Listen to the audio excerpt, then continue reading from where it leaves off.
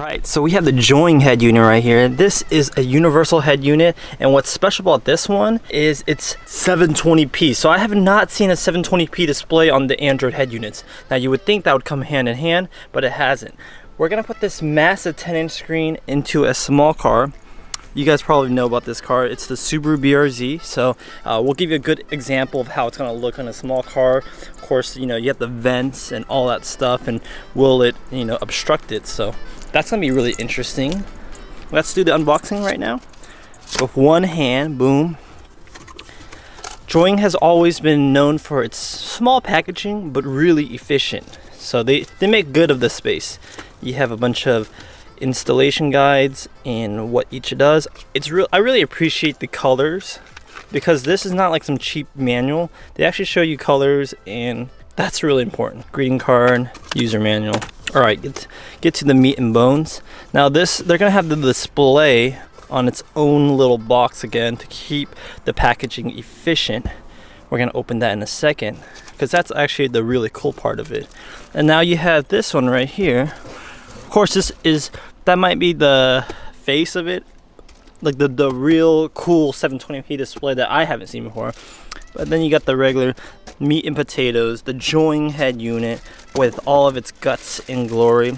Remember, the Joying head unit uses an Intel-based processor, one of the fastest I've seen. And this and the PX6 are really nice. They're really up there. So the PX6 or the Joying's Intel processor, you can't go wrong.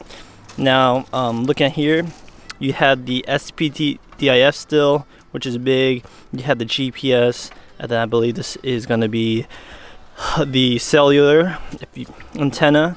On top of that, you also have the SIM card slot right here. It says push. So there you go. You have the slims. If you want Spotify, Waze, Google Maps, and other things that requires a data connection, you have that right there, which is kind of cool. You could always also use Google offline maps too, so you don't need a SIM card, but it's nice that it's already there without any adapters. Now moving on to the unboxing process, we want to keep going.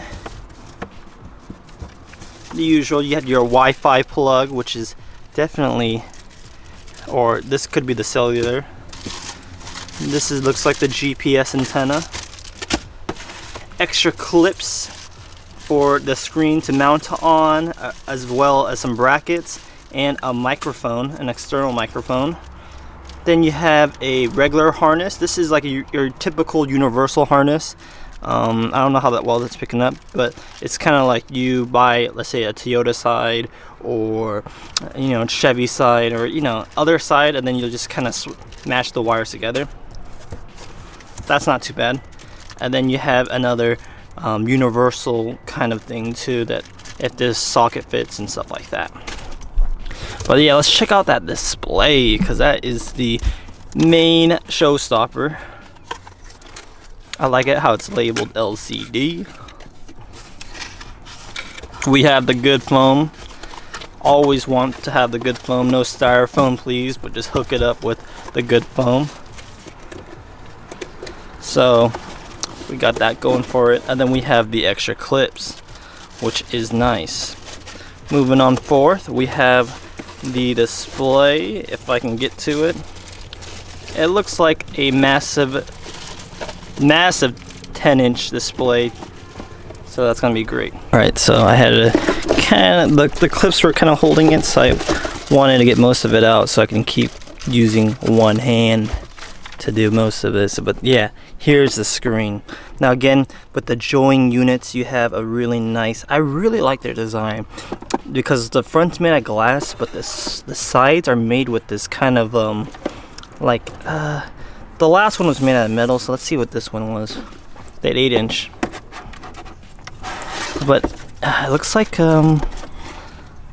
it's still metal. I don't know. It's like a real highly quality plastic. It kind of feels like plastic, but it's finished really nicely. And then you have that polished lip. That's what I was really talking about. Oh man, that looks good. See if I can get you a good angle of that finish.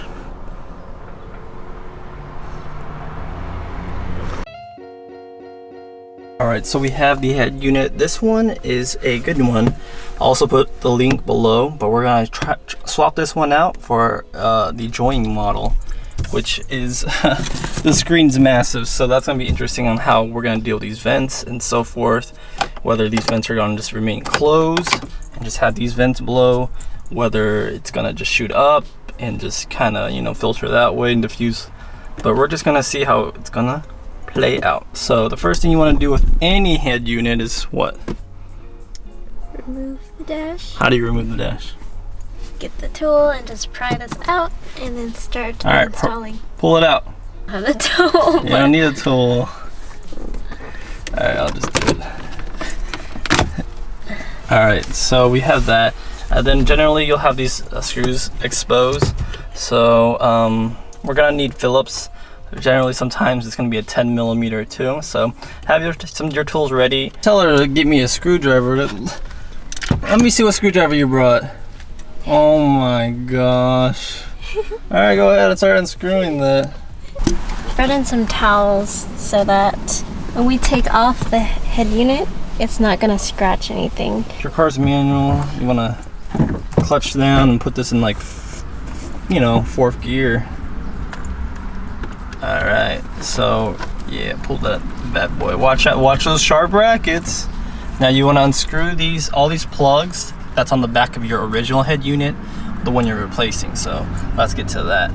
So we just unplugged a antenna. This is like a FM tuner, as well as you're gonna get a bunch of unplug everything. Your OEM head unit's gonna have different plugs. Your aftermarket one's gonna maybe just... Oh! Right, so we removed the head unit just by unplugging everything. Then, yeah, we're gonna just put it on the ground. I don't know, that's a good idea. So these wires, we're just gonna try to match them with these. A little jumbled up, but anything with the foam pieces, we'll just match it into these and try to get them all plugged in and ready to go. So let's try to match them up. So this one is gonna be the radio.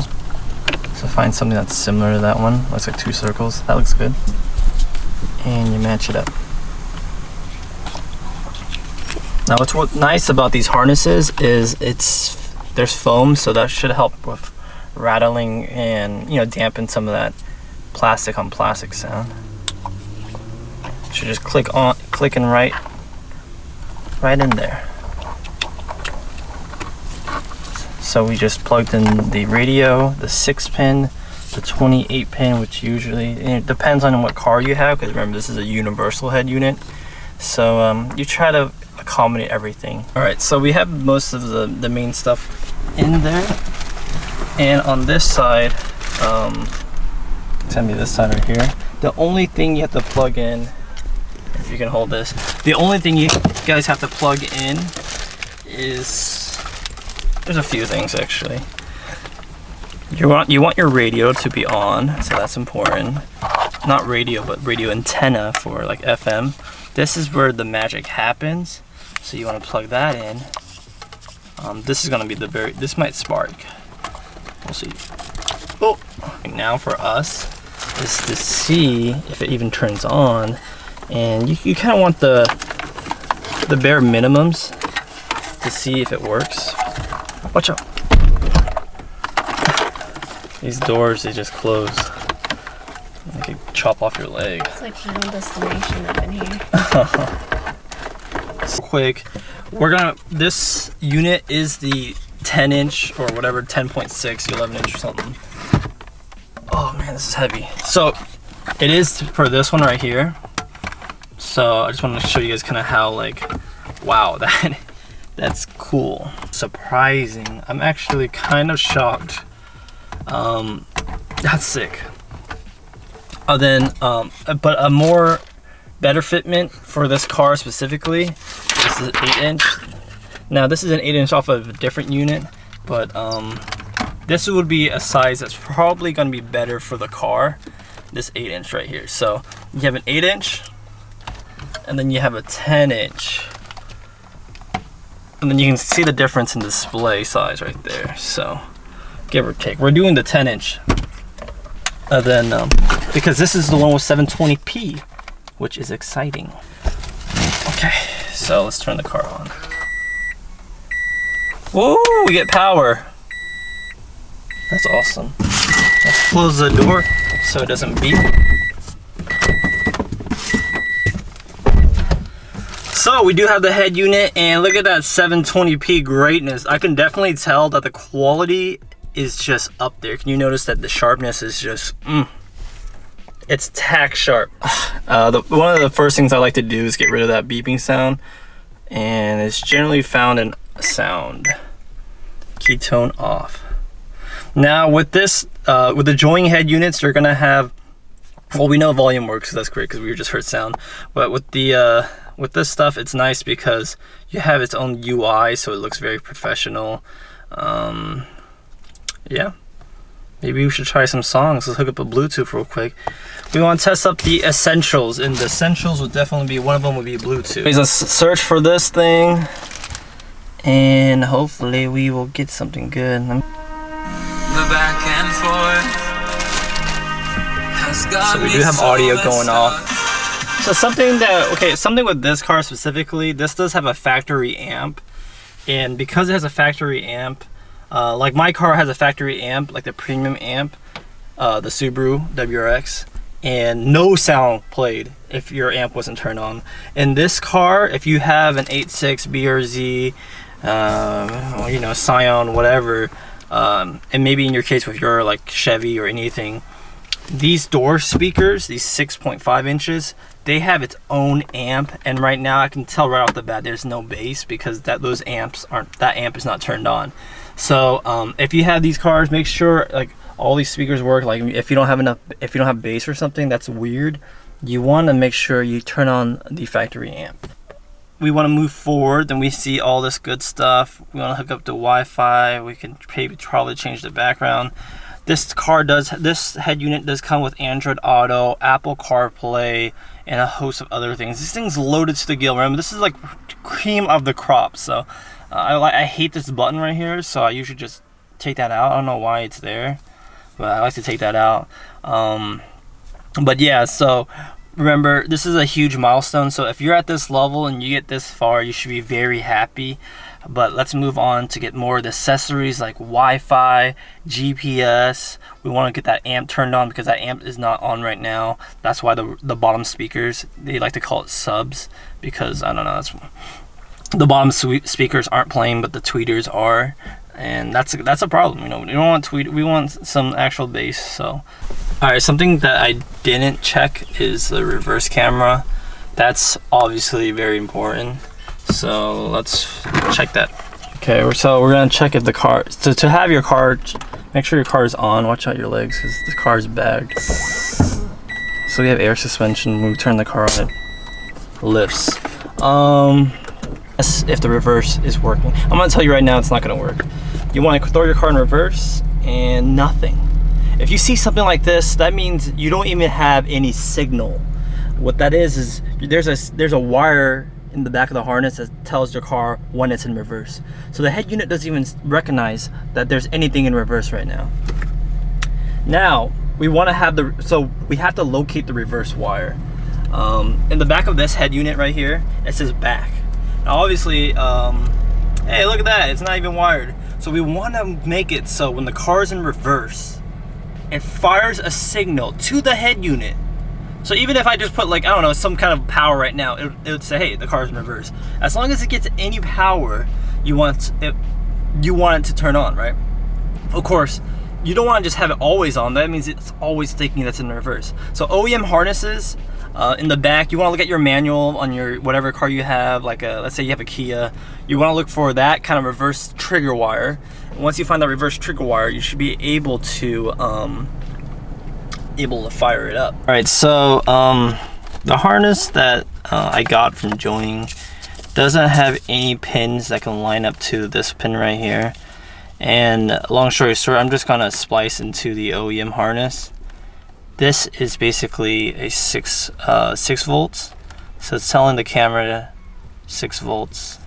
So we're Gucci there. We're gonna just wire it so the camera fires up, gets power, and then we also have to ground it. So we're gonna have the appropriate ground on that too, and also the reverse signal wire, which is in this case gonna be this one right here. So we're just gonna splice in these 2 wires and we're gonna be good to go. All right, so I have the wiring done. Let me just talk about it real quick. It's gonna depend on your car. So we have the reverse trigger on wire 2. Then we have this is not easy. The reverse camera part is gonna be the most technical part of the install.